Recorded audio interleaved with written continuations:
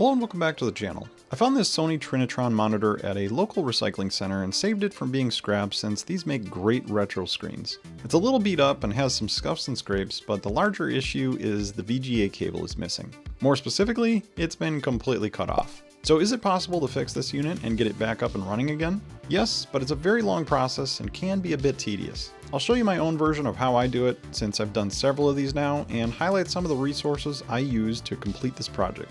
Let's jump into it. First off, you'll need a few tools, one of which you may need to make for yourself if you don't have one available. Here's all the usual items I use, along with a few variations of some as well. Any websites referenced along the way will also be in the description too. But the main item in my opinion that is the most important tool is this, a discharge tool for the back of the CRT.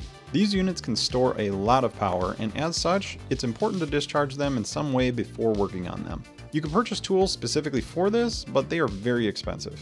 I made this one from an old beat up screwdriver and a wire attached to a gator clip, and it works great. So if you aren't comfortable with discharging the unit before working on it, this might not be a repair you want to take on.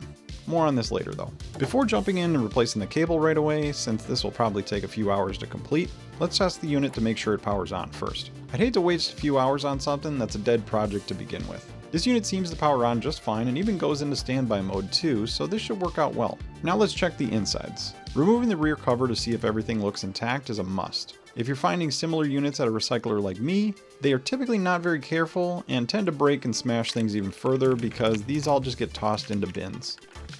So if nothing else looks broken inside and it seems like everything's intact, we can dive into replacing the cable. But not so fast. We just powered this unit on and need to discharge it before doing anything else. I do this by attaching my gator clip from my tool to the outer chassis and carefully sliding the tip of the screwdriver underneath the anode cap to touch the inside and discharge the tube.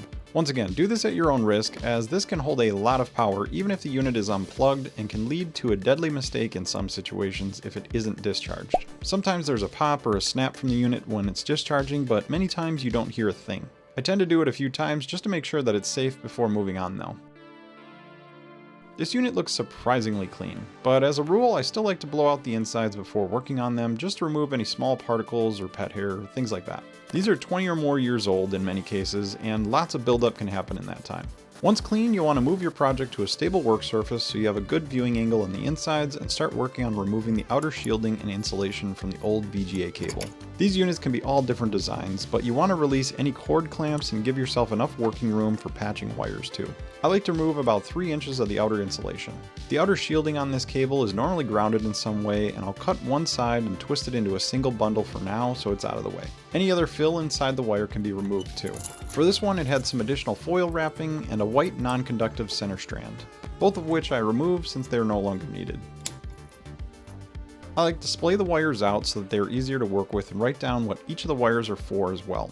Unless it is printed on the circuit board next to each of the wire colors, you'll most likely need a schematic to verify each of the wires too. For this I use a wonderful resource called the CRT database. Here you can look up many different model numbers, and more often than not they even have the service manuals for the monitors too. These are invaluable for figuring out what each of the wires are for. At this point you may be asking, why would you need to do that? Can't the wire colors just be matched between the new patch cable and the monitor itself? Well, unfortunately, for some bizarre reason, VGA cable wire colors are not standardized and therefore cannot be trusted.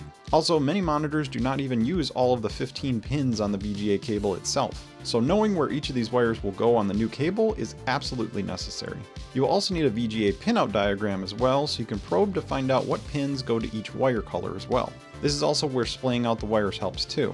Once you cut off the end of your donor cable and trim the ends so you have the bare wires exposed, you need to probe each one by one to determine which color goes to which pin. Even the diagram of this pinout I'm using doesn't match the donor cable I'm working on. So it's a pain, but it's a very necessary step to make sure you're attaching the wires correctly. The ground wires I will just wrap together into one bundle so you don't need to make separate connections for them. But once each of the wires is properly identified on each side, I like to make a list to speed up the process when splicing them back together. This is what my final list looked like, but yours might be very different depending on the manufacturer. The wires that are not used from the donor cable I just cut short and patched with some heat shrink tubing at the end. Now we are finally ready to assemble everything. I like to tin the ends of the wires first and then start with the larger signal wires and work my way down until everything is reattached. Slide on some heat shrink tubing first, bend the wires so that they make little hooks, and wrap each of the ends around each other so that they make a solid connection.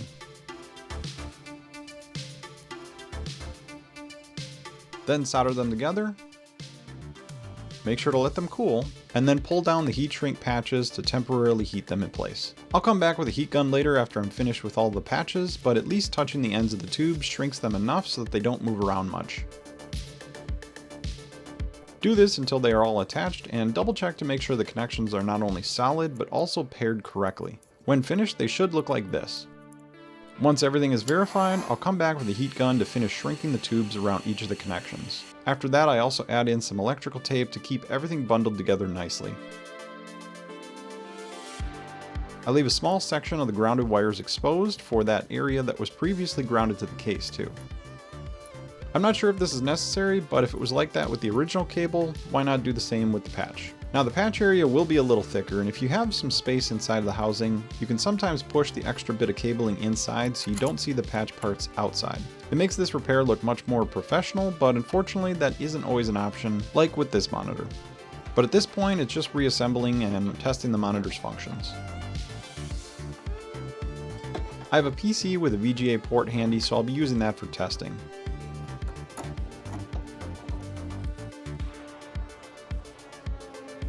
And everything looks like it's working well. The screen is a bit off, but that can be adjusted in the monitor settings. The only problem is after some further investigation, these front buttons aren't all working. Some do and some don't. Most likely it's from some rough handling at the recyclers, since there are some scratches and scuffs right in this exact spot. But that's something I should be able to fix later and really isn't the main focus of this particular video. It looks like I'll need to order a few more parts in order to finish this, but once I do I can finally clean the outside of this thing and get it looking presentable again. I know this is a lengthy repair that many wouldn't undertake, but with the price of these continually going up and the supply slowly dwindling, it's a great way to have a quality working unit again for cheap. As always, thanks for watching. I hope this helped with one of your repairs, and I'll see you in the next fix.